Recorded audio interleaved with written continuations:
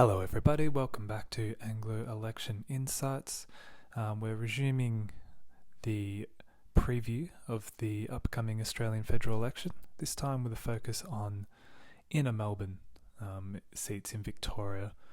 Now apologies if I've characterised an electorate that you consider to be a middle or outer suburb as inner Melbourne, but I did have to draw some rather arbitrary boundaries. So I do apologise in advance if you take issue with my characterisation. Moving along. So here we've got a bit of a history of what's happened in some of these inner Melbourne seats over this century. And you can see I've added some shading for margins to give us a bit of a better idea of some of the movements. And I've tried to follow a sort of geographic trend where I start from the west, go up to the north, and then swing round to the inner east, which hopefully gives a good sort of pictorial guide as to the electoral landscape of inner Melbourne. So over in the west, we can see that it's always sort of solid Labor. Here in Wills and Cooper, which was the seat formerly known as Batman, the margins are tightening, and that's not against the Liberals, that's against the Greens. Obviously here in Melbourne, that's Adam Bandt's seat, which really solidified by 2019, but now that Labor has re-entered the two-party preferred count, that margin's actually decreasing. McNamara is another seat where the margins are a little bit deceptive because it's always a two-party preferred count against the Liberals, but with the Greens in third place and really gaining ground now, calling it a safe Labor seat just because of the final margin against the Liberals is a little bit disingenuous, given how close it is between them and the Greens making the two-party preferred. And obviously we've got Chisholm, which was quite a safe Labor seat for a while, or at least a solid Labor seat for Anna Burke, and then in recent years has become a really key swing seat. Kuang and Goldstein, which for a long time were blue ribbon blue seats, which have now fallen to independence, and Higgins, which has been abolished, but I thought it might be worth keeping in here just to show the changes in the landscape over time. Another thing to note is that with the growth in Melbourne's west, it's sort of been hard to characterise the history of seats like Fraser and Gorton, and then when we do outer Melbourne, it'll be Hawke. So I thought it easiest just to combine those two, and it's all safe Labor anyway. To see this on a map, you can see that the Liberals have basically always had these four solid seats in metropolitan Melbourne. That's Menzies up in the top right, Kooyong, Higgins and Goldstein. You can see there they are, those four again. 2016, Malcolm Turnbull, a little bit more popular across metropolitan Melbourne, adding Chisholm to the pile, and we can see Deakin there as well. And then of course, last federal election, that sort of inner eastern heartland area just completely blown apart by Teal independence and Labor taking Higgins, and now Menzies is actually notionally a Labor seat on current boundaries. So the Liberals really getting decimated in inner eastern Melbourne there. So we'll move on to the key seats. The first one is the seat of Melbourne. This is the seat of Greens leader Adam Bandt. What's brought this seat potentially into a little bit of interest is that we can see here in the background of the slide, that's the seat of Wills, which has just taken a chunk of territory to the north of Melbourne, which was really friendly to Adam Bandt and really helped him build up his margin of about 10%, but that's been trimmed to just under 7% versus Labor. And the reason I've got this as a key seat to watch is because obviously Bandt's personal rhetoric is quite divisive, and in an environment where voters are aware that Labor is staring down the barrel of minority government, there may be a reaction of certain left-wing voters to want to have a majority government rather than a minority government. We saw in the Gillard years that minority government was quite messy and quite difficult for Labor to deal with, and even in the 2023 New South Wales election, seats like Balmain became much more competitive between Labor and the Greens.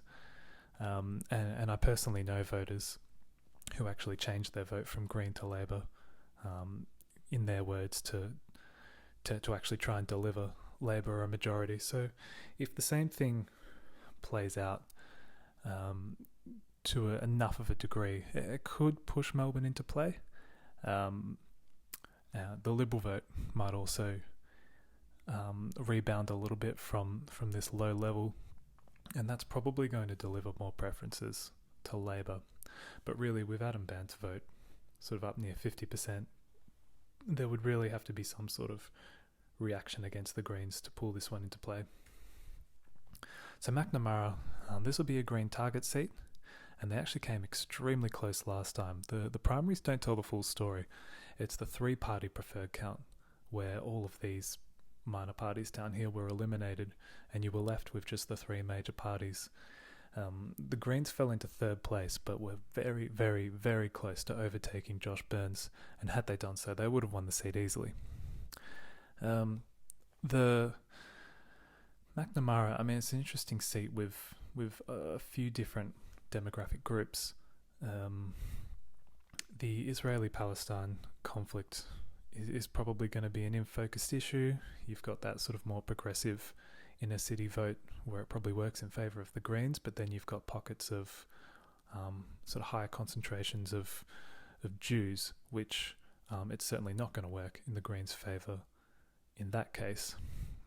The other feature of McNamara is that it's a very highly transient population, people coming and going. You have an older, sort of more boomer type population who own their own homes and they stick around, but then you have younger people coming and going as renters. And it's a case of whether or not the Greens can maintain such a high level of support amongst that demographic, or whether some of those people are perhaps moving away from the city. The other factor here was the Redbridge poll. Now, they actually produced a single seat poll for McNamara earlier in 2024, over the winter, I believe. And what it showed was that the Liberals had improved their primary vote quite a lot. Labor's was fairly stagnant, and the Greens had fallen off the wagon a bit, down to the early 20s, which is nowhere near enough to win the seat. And it was sort of the McNamara of old, where where Labor were winning fairly comfortably from second place. But single seat polls are known to be pretty unreliable sources of data, but it is a data point to keep in mind. So Wills, this is sort of inner northern Melbourne, very much a Green target seat. Samantha Ratnam is their candidate. She used to be the leader of the Victorian Greens up until quite recently, and she's quit Victorian Parliament to run. That post-redistribution margin has trimmed Labor's lead to only 4.5% versus the Greens here, and given the more diverse demographics in this seat, that Israel-Palestine issue is probably going to work more solidly in the Greens' favour here. Wills, I mean, it's an interesting seat with a really distinct north-south split, or at least it used to be. One of the major road thoroughfares, Bell Street, used to be talked about by Labor strategists as a very significant political divide. But in the 2022 state election in particular, we saw that dichotomy is really starting to fall apart, and the Green vote is starting to spill northwards up past Coburg towards Fawkner, and then in Cooper up towards Broadmeadows, which is really scaring the pants off some of the Labor strategists here. Whether or not that trend can be accelerated enough in this electoral environment to take Wills, that's the key question. Cooper will be a Green target as well. Similar story, but I think the Labor vote's probably a little bit more sticky here. The incumbent MP is a bit more popular, and I don't think the geography and the demographics are going to work quite so much in the Greens' favour, and obviously it's a much bigger margin to overcome. It's about 7%, 7 or 8%. So one to watch in terms of margin, but probably not on the chopping block in terms of Labor seats come election night. So then we're into the teal seats. Kuang, held by Monique Ryan. Her margin was about 3%, 2.9. But because of the abolition of Higgins, this seat has moved south a little bit and taken in some more sort of Liberal heartland area. It's impossible to know exactly what the post-redistribution margin would be because we don't know how voters of that part of Higgins would have voted had Monique Ryan been on their ticket, but it's been estimated to have shaved about 1% off her lead. So the question here is, can the Liberal candidate win back enough primary vote off the teal independent? Will voters be satisfied with what the teals as a bloc have achieved and who they are? It's really a question of whether or not those voters are willing to come home for the Liberal candidate who is a woman and is seen as a much more sort of moderate Liberal candidate. But again, it's that question of whether or not the teals have lived up to their expectations. Usually an independent would expect something of a sophomore swing, but they're a special case, being a sort of block, and in again a bit like what we were talking about before with Labor facing minority government. Will those kinds of voters be willing to support candidates that they know are probably going to support Labor in a minority government, or are they wanting to come back home to the Liberals? And we know that Kuang is increasingly socially progressive. The high yes vote at the referendum supports that theory. And then, as I said, that redistribution has pushed some more blue ribbon areas into this seat, and it'll be interesting to see whether or not those areas are going to continue to be blue ribbon, or if they will they'll tend towards the independent instead. Over in Goldstein, this more of a sort of inner Bayside electorate. Zoe Daniel is the independent here, the teal independent. I consider her a stronger incumbent. Her notional margin is a little bit better as well. And Tim Wilson, the former Liberal MP, is attempting to return. I consider him a much weaker Liberal candidate. I don't think he has much personal appeal. And he himself is quite divisive, in fact. The Israel-Palestine conflict probably plays something of a role here, probably works more in the Liberals' favour. There are certainly pockets of higher Jewish population here. So a few factors working for and against Zoe Daniel here, but overall I think she's a much stronger candidate. She has a better chance. So then moving on to Chisholm, and finally, out of all the inner Melbourne seats, if you can call this inner Melbourne, we have a classic marginal Liberal versus Labor contest. So as I said, it was generally a pretty marginal Labor seat for most of this century, and then the Liberals won it for a couple of cycles, but they've lost it again. However, Chisholm's moved inwards to take in quite a bit of the abolished Higgins, and so much so that the former Higgins Liberal MP Katie Allen is going to contest. This is very much a must-win for the Liberals. They're going to have to win seats that are within sort of 3 to 4% in Victoria if they any chance of forming government. And as we'll see in the statewide polling, the notional margin is well within the current statewide swing.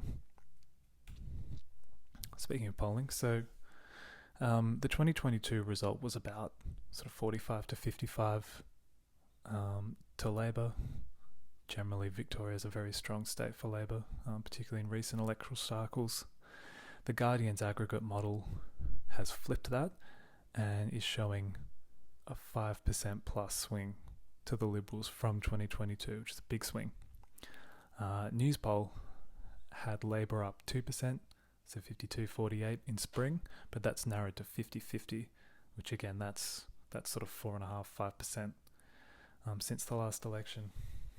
And if that was to play out statewide, the coalition's probably looking at least 4 to 5 flips just on margin, if that played out in a uniform fashion. But what a lot of the polling outfits are finding, particularly those like Redbridge that tend to focus more on the granular level data, they're showing that the outer suburban areas are swinging much harder than the inner sort of more urban areas.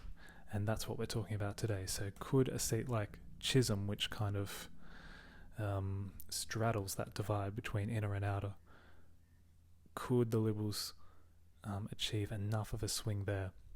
That's a really big question. And what I didn't mention before was the higher population of Chinese Australians in this electorate, which, because of Scott Morrison's very hawkish stance, it worked against them here. So whether or not that still remains a big factor in Chisholm could certainly play a role in the outcome here. Moving on to the MRP polling, this is going to be a little bit less of a useful exercise for us today, given the amount of non-traditional contests. But starting with Chisholm, the last couple of readings have this pretty much as a toss-up. So certainly going to be a close one on election night, one of the really key battlegrounds.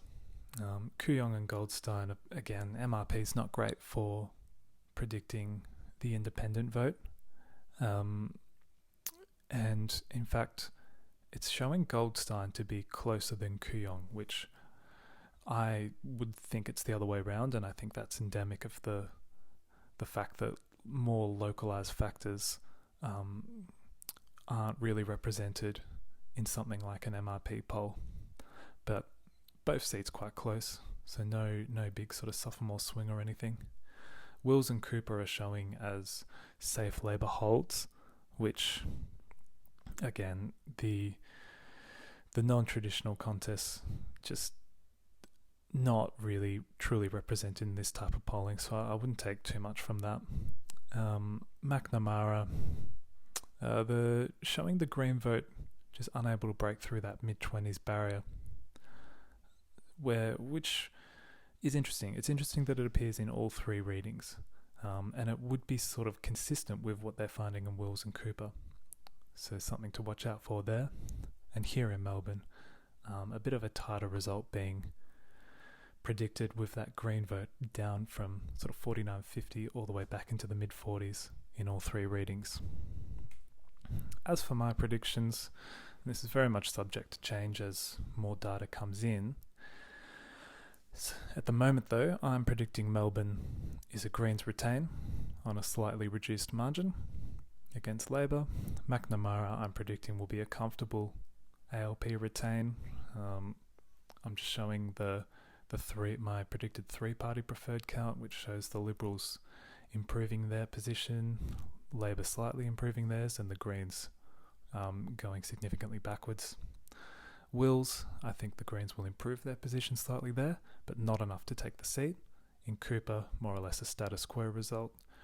Kuang and Goldstein, I'm predicting the independents will retain against the Liberals, but Kuang in particular, I'd be willing to change my mind as more data comes in. I think she's just got enough of a buffer to survive there, whereas in Goldstein, I think Zoe Daniel will be relatively comfortable. And then finally in Chisholm, I'm predicting the LNP to flip that seat on a 1% margin, just owing to the general statewide swing and the slightly less, or the lesser focus on the coalition's hawkish stance on China.